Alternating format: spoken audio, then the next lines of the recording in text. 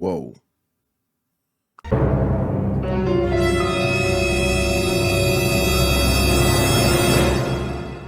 Oh boy.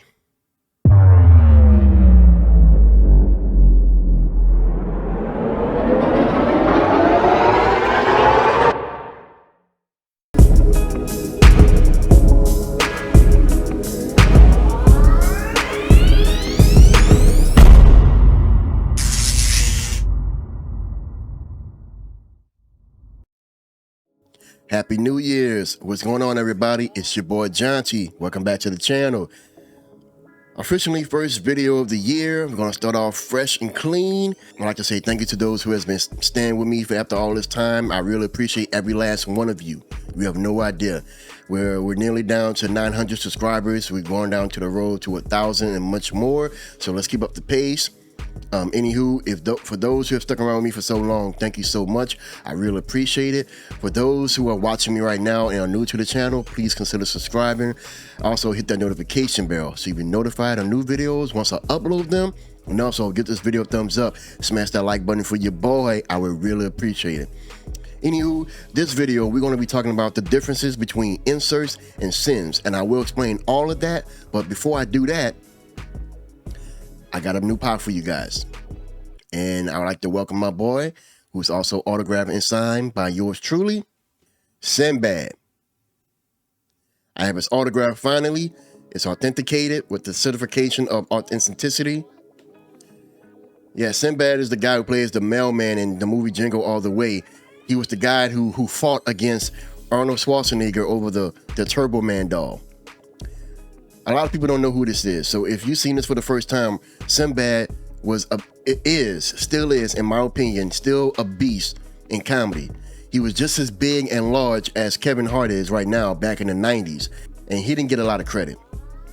And that was a magazine company. I'm not going to say their name.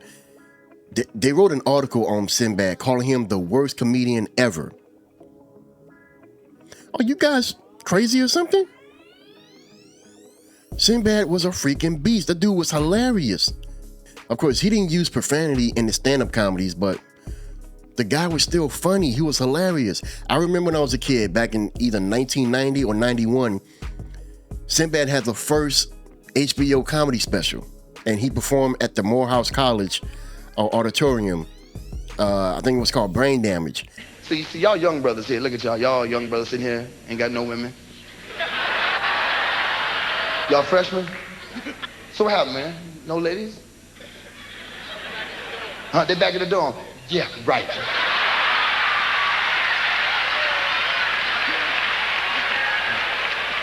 And I watched that to this day. It is so funny. You guys should check him out. And unfortunately, he recently had a stroke, and he's slowly recovering. So he's in my prayers. Sinbad, if you're watching this, thank you so much for your autograph. I mean, this would mean a lot to my dad too. I've been watching you since I was a little kid. So if you're watching this, thank you so much. I really appreciate this. And I'll pray a fast, speedy recovery for you. Much love to you, brother. Anywho, let's get into the video. Okay, guys, we in Pro Tools right now, and I received a session file that was sent by a client of mine. And I'm going to use this as an example to critique on what you should do and not do in order to have a better mix. Like if you're mixing your own music, by all means, there are certain things that you should do and should not do. So for inserts, those are plugins that are going to be affecting the audio signal 100% of the time. So in other words, if you slap saturation, EQ, compression, or sometimes reverb, they're going to affect the audio signal the entire time. So that could use up a lot of CPU. So you want to be careful on the amount of inserts you use. Some plugins are CPU friendly and others use up a lot more power. So let's say, for instance, if your computer, based on the model and the year it was built, if it doesn't have enough RAM, your computer won't be able to handle that much power it needs to give in order for that plugin to actually operate. So you're going to have to choose certain plugins that don't use too much of your CPU. Otherwise, it's going to crash. That's why it's also best to monitor your CPU usage. And as for sends are your best friend. They help you save CPU. And that's when some artists that I know that just use nothing but inserts, And then before you know it, they complain about their CPU is being overloaded. Sometimes their DAWs crash. That's because there's too much processing going on in your track. And that's where sends come into play. Sends actually help you save CPU and also give you a better mix. So sends are ways where you could take a copy of the original audio signal and you could route it or bus it to another track, which is also called an auxiliary track. And you just blend it into taste. And you could tell this send to add whatever amount you want to add into the audio signal. It doesn't have to be 100% all the time. So in that way, you're doing less processing than using an insert. So we're going to use this session file and see exactly what needs to be fixed here. As you can see, there's a lot of tracks on here. Right here, this is the color coding. In DAWs, most engineers, they use certain colors for grouping. So if there's a verse with a dub or a triple or ad-libs or stacks in and outs, whatever you want to call them, you can put them in red. And you have everything grouped in red, meaning those are your main vocal tracks. And if you have a hook where you have a chorus 1, chorus 2, chorus 3, chorus 4, and then chorus ad-libs or chorus stacks, you could turn that to a purple. And before you know it, you have red, purple. Red meaning main vocals, and purple, your chorus vocals. So in that way, you won't get confused. Now, as for this right here, you can see all these are in different colors, but the track right here is all in blue. So in Pro Tools, that's the default color for audio tracks. And as you can see, there's nothing in between. It's just all blue. Now, the default color for auxiliary tracks and AKA sends, it is green. So there are no auxiliary tracks on here. So this is the edit window. Let's switch to the mix window. On Pro Tools, in the mix window, it categorizes everything by inserts and sends. So when I enable these, you can add more inserts and you can also enable more sends. But as you can see, there are no sends on here. So my client used inserts instead. So you want to check and see how much CPU you're actually using. So let's see what's going on here. Okay, 10%. That's not too bad because my computer is up to its maximum, so it's not really affecting me at all. But yeah, if you're working on a computer that doesn't have that much RAM, or even if it's not at its maximum, the total will be much higher. So you want to be very, very careful on the amount of inserts you use. Me, I use a lot of inserts, but there are certain plugins that are CPU friendly and are also heavy on the CPU. So when the industry standard plugins like Waves, Isotope, Universal Audio, the big popular ones and on the market, those require a lot of processing. So you also want to be careful on the amount of work that you're doing. Too much processing can also make your mix sound bad. So you want to be, very, very considerate what you're doing towards your computer and your mix, because the computer is pretty much doing all the work. So my client who sent me this, he's a dope artist, and he mentioned that he's also an engineer. As far as I can see, this is not exactly what engineers are supposed to do. As you can see, in every track, every audio track, he added the exact same plugins. These are stock plugins within Pro Tools. So they are very CPU friendly, which is why the CPU usage was completely low. But if you use plugins that are very, very heavy on the CPU, that number would have been much higher. And that's why I always recommend using sends. So let's check and see what my client did here. Wow.